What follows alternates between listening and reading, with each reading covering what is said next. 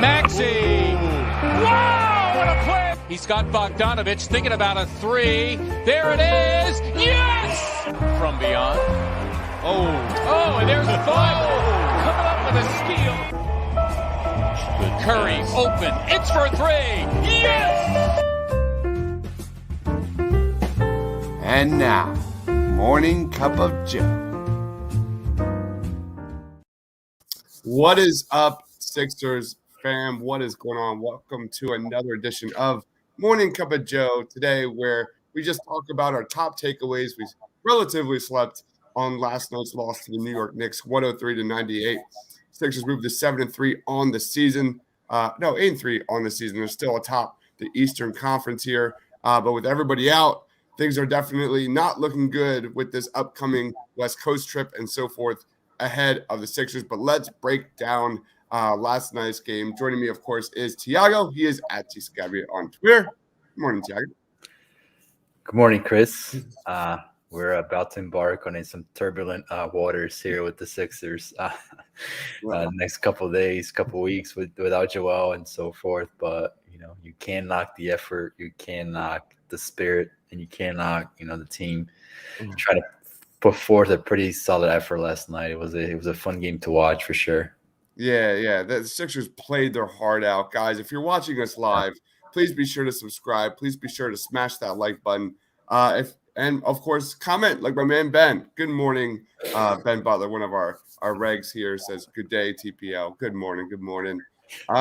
Today is all about Tyrese Maxey, and then we're going to get Tiago's reaction to my top 5 plays of the game last night. But Tyrese Maxey's second half struggles was kind of the storyline that we want to talk about this morning real briefly. You look at Tyrese Maxey's second half shot chart, 0 of 4 at the rim, 1 of 3 in the paint, 1 of 2 in mid-range, and 1 of 3 from three-point range. But what you have to know is that Tyrese Maxey actually had a bucket in the paint at the start of the third quarter, and then he had kind of a 3 there in garbage time when the game was kind of already over. So in actuality, you look at these numbers, he was really 2 of 8 from the field. So Tiago, we're going to watch some tape of Tyrese Maxey's second half struggles offensively. Let's go. Yeah, so I before you slow down a little bit, Chris, because I want to preface. This is not to say like Maxey was like a bad player or is any way, shape, or form like underperforming, because first and foremost, like his ability to put pressure on the rim is a real thing that the Sixers don't have on the roster. So that alone is very valuable because he's able to suck the defense in and really attack, and something the Sixers definitely need on their roster. So, but as a point guard and a leader of the team, you look at the player with a more precise microscope, and when we dissect the plays late in the game in the third and fourth quarter, you see a trend with Maxey that you hope he's able to break a little bit over the course of his career, because he's got so much potential as a guard, as a lead guard, and so forth. So yeah, you can start running it, Chris, and we can talk about it. Yeah, and I also want to say, as much as Tyrese Maxey struggled with his shot, he still last night had a net rating of 16 in the second half. Right. So that shows you how much he's impacting the game beyond that. But let's start. Ben Butler says limited rotation means maximum minutes for Tyrese Maxey. Yeah. Here we go. So these are all misses from Tyrese Maxey in the second half. That's right. So I'm really going to focus on it, because the 3-point shooting for me, I'm okay with these shots because it's in rhythm. It's something we want to see from Maxey. When the shot's there present for you, take it. So all those shots that he missed at the 3-point line, I'm comfortable with, because it's part of the flow of the offense as in general, and it's something he's going to have to do to be successful in the NBA. But if you keep running it, so here's again another 3-point shot. Again, it's in the flow, in rhythm. It looks good. The Knicks have a pretty solid defensive foundation in place. That's a shot that I'm okay with him taking. But it's the ones where you start seeing him attack the rim where you start seeing like a common theme with Maxey. Yeah, there you go. He had a lot of shots rim out last night, man. He did, yeah, and it's gonna happen. So look how much space he has right there. Yeah, exactly. So here's first one, and let's see this one will show it. First of all, just run the play. Yeah, so bumped off the rim. If you could go back and go back on that play. He's driving already, so he's made up his mind he's going to drive. And I'll look at fucking Korkmaz's position on the court. I mean, he's ready. Now, this is part of a theme that we're going to see with Max is his mindset to attack the rim is one-fold. And, the ability to hesitate, stop, and set up defenders and put them in conflict is something that you want to see more and more of Maxey. So what do I mean by that? If you look at who's on the wing, I think it's Evan Fournier, kind of hedging against Korkmaz. If you're able to kind of suck him into the play, now you have a passing window available for Korkmaz, who's in a prime shooting position from the corner, one of your best shooter, knockdown shooter, to catch the ball and go up with it. And you just saw in that play, like his mindset is one track towards the rim. And that's something that happened a lot last game. And a guy who's 6'1", 6'2" at best, you see how it's hard for him to finish at the rim with that much traffic. So in this instance, you're hoping that he's able to suck in the defender with his eyes, with his dribble, and make a precise pass to Korkmaz, who's ready to fire in that situation. So that's kind of one of the themes that we saw here with Maxey to start. Tyrese Maxey averages 6.7 field goal attempts in the second half. That is second highest on the Sixers after Joel Embiid, who is 6.8. And Korkmaz leads the team in fourth quarter points, so there's value to getting him the ball late. Definitely. Now we got Go ahead. Tyrese Maxey on the fast break. These were the kind of shots that he normally makes. Like go back on that play. For bunnies for Maxey. Go back on that play. So again, it's 1-on-1. You have defender in traffic, backpedaling. So it's not the worst shot, but again, look at, I think it's Korkmaz again flashing. Yeah, Korkmaz, yep. So now you have your speed, right? Which you got to use it. You have to be able to use that towards your advantage. So in that situation, you have three defenders who have sucked in as a result of you attacking the basket, which is a very good thing.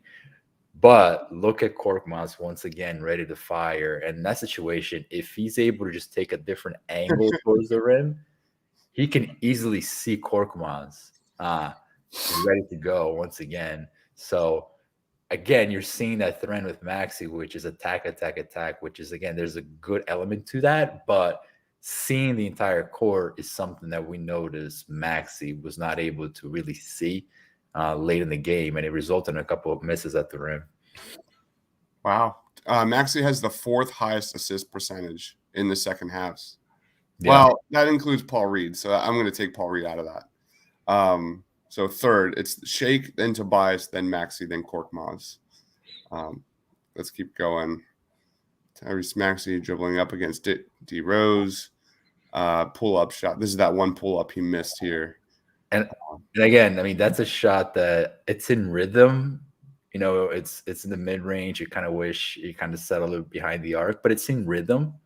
You don't really complain too much about it, but once again, it's the thing that we're talking about, and it's with Korkmaz on the court happens to be.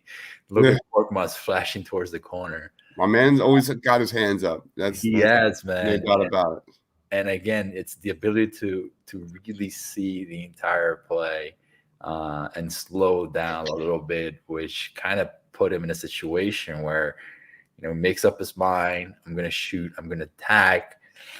But you're seeing the trend of misses when the Sixers are needing some buckets, and they perhaps have better alternatives to get those buckets in those moments. All right, let's go on to the next play. Third quarter dwindling here. Tyrese Maxey, again, misses at the rim, a shot that he has been there's just so much data to support how good he is at that rim area, and they just were not following. They were, and another one. Yeah. I mean, you call that an assist? I don't know. But here's the thing, like that. So that play we saw. like that's the value of him attacking, right? So it's not all bad because Yeah, look in at this Taj. situation, in this situation he missed, but you see how much attention he gets, and now it frees up Drummond, wide open putback. So it's almost like you said, it's like an assist for Max in a way because of that pressure he put on the basket. So it's not all bad. In this situation, it led to a bucket, which is a good thing. Yeah. All right. Fourth quarter, 4 minutes remaining. Tyrese Maxey versus Kemba. Young switch, pick and roll, and he just misses the floater, man. They just weren't falling. So another ball rims out. Yeah, again, if you run, I mean, he's made up his mind. He's going to attack, and it's be able to navigate the pick and roll with a little bit more composure and a little bit more calm, and see what are your options on the court. And again, in situation, I mean, there wasn't really a lot from I saw, at least him attacking the basket options for him, but a little dribble, a little different angle. And now it's a guy who does this perfectly. I mean, if you ever truly try to understand what we're talking about here, if you ever watch Chris Paul operating that pick and roll, granted, like Maxey may never be the point guard that Chris Paul is or will be, which is fine. Not many people are.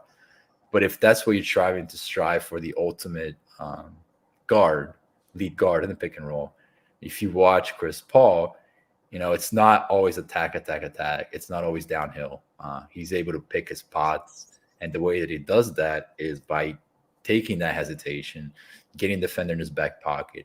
Now he's got the defender in control, and he's able to see what his options are. Navigating a pick and roll is Drummond rolling, or is Mikal Bridges in the corner wide open. So he's really able to kind of really command the offense, so to speak. And that is the next step of Maxey's game that we're looking for him to get to. Because he's been so great in the course of the season. He's shown improvements as a lead guard. He's shown improvements as a guy who can command the offense. There's no question passing. But these are the next steps, right? So late in the games, you want a guy who really have control. And I felt that late in the game last night, Maxey got a little bit out of control. And it could be just a function of them not having the options, right? So if you have a Tobias there, if you have a Joe there, maybe he has a different approach to the game. Maybe he didn't feel as pressure to attack, but it wasn't all great last night with Maxey, as we saw. Little fun fact, top 4 in net rating in the second halves for the Sixers in this season, all bench players. Drummond, Thibault, Niang, and Korkmaz are the top 4 there in the second half. It's pretty impressive. But here's the last play. Tyrese Maxey in the second half drives it, goes to the rim, and just gets murdered by Taj Gibson. I mean, we're gonna see if you run the play if you can. I mean, look at Seth Curry's wide open. Seth Curry's wide open, and Niang is wide open in the corner.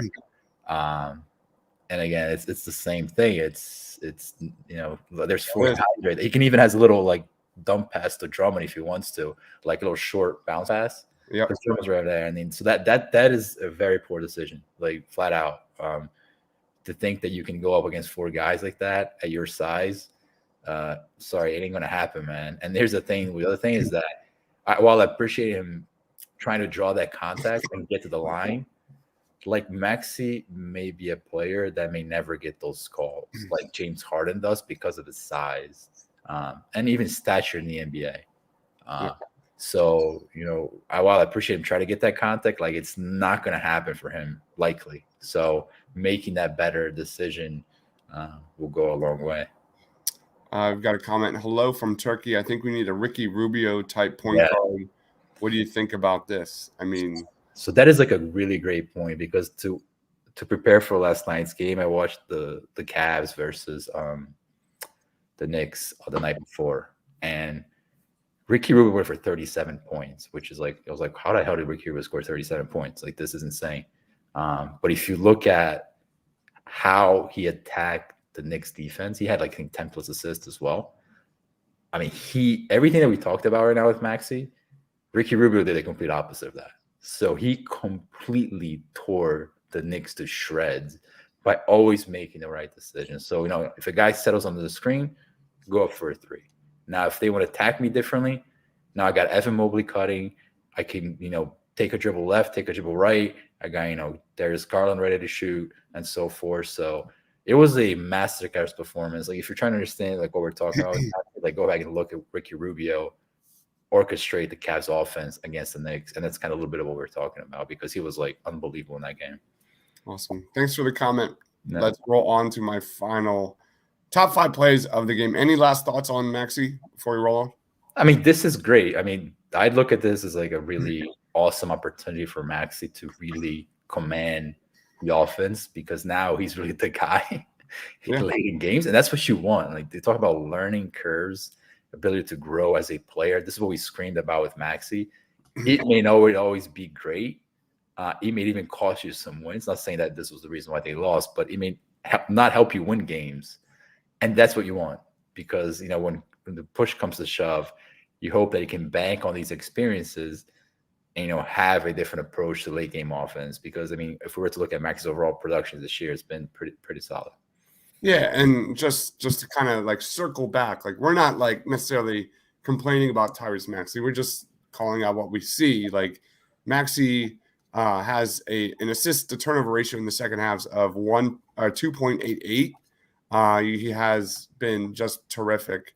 He's got a plus minus of 4.0. So he struggled last night, including last night. He's still a major positive on the court in these second halves. So let's roll into my top 5 plays. Here are some honorable mentions versus the Knicks. Here we go. Tyrese Maxey. Yeah. The block on, I believe that was Derrick Rose. It was. Yep. Tyrese Maxey blocking Derrick Rose. Gotta love that. Made a couple of really good plays off the ball defensively. Again, that was fourth quarter, 6 minutes remaining on Derrick Rose. So let's roll on. Seth Curry, Drummond screen, and then finds Drummond under the basket. Awesome pass by Seth Curry. He's been doing a lot of those lately. Let's roll on to Shake Milton. Oh, this is the Danny Green block. Comes out and blocks Derrick Rose from behind. Love that. I mean, that gives you a little bit of spirit of what how hard the Sixers played last night, right? Yeah. They were fighting every bucket. Danny Green, who's not known for his open court hustle, came back and made a nice reach block. Yeah, Danny Green had a few good moments. Did. Here we got Furkan defending Kemba Walker. Oh no, is that Barrett? That's Barrett. Yeah. And then Barrett loses the handle, and then little Furky dunk there on the other end. And this is one of really kind of underrated play here, which I'm surprised, because Paul Reed only played 4 minutes in this game, but Paul Reed gets the offensive board. Sees Danny Green cutting to the basket, and a nice pass in that first half from Paul Reed. We talked about this on the post-game show. Paul Reed, only 4 minutes, despite holding DeMar DeRozan just 11 points on a significant amount of possessions the game before. So, any touch on that? Doc saw that beautiful bounce pass, and he's like, "I had enough of you, Paul Reed." Pretty much. See you next month. Pretty much. I didn't get it. I just love this play. Furkan and Andre Drummond pick and roll. Furkan drives into lane and gets the runner off the backboard. Keep it going. Then that's what we talked about with Maxey, right? So Furkan, I mean, the shot ended up on him taking a kind of a contested floater, but you saw how he tried to set up the defense, right? So it wasn't a straight line drive to the rim. I got the defender a little bit off balance and went from there. So, Furkan's definitely been playing well. Yep. Tyrese Maxey finds Shake Milton. This was a big play, big moment in this game when the Sixers were really cutting the lead. Shake Milton gets the N1 here in the lane. Shake's playing stronger. Like, you can tell he's finishing through contact a lot more consistently. Yeah. Number 5. Furkan with the behind the back pass to Tyrese Maxey for 3. God, look at Corkwan is just going crazy. He's just absolutely going crazy. Look at this. I missed the first 5 minutes of the game, and that's all we were talking about. I was like, look at that pass. Look at his head. Oh, Furcon. Love it. Make me a believer. Yeah. So, Number 4. All right. Drummond. yeah. Great ball movement Yeah. by the Sixers here on this play. Danny Green hits the corner 3, makes it a 8-point game. On the other end, this is back-to-back possessions, offensive possessions. Seth Curry dribbles the ball up the court, and he's soon going to find Danny Green yet again for back-to-back threes here to make it a 5-point game in that third quarter, which was, as bad as that second quarter was against the Knicks. The Sixers were terrific coming out the gates in that third quarter, holding the Knicks to just 5 of 20 from the field. And Danny Green had some big moments, and that was a huge swing for the Sixers to make this a game. No question. I mean, and you saw Curry there really orchestrating the offense, right? So, slowing down and finding Danny Green wide open.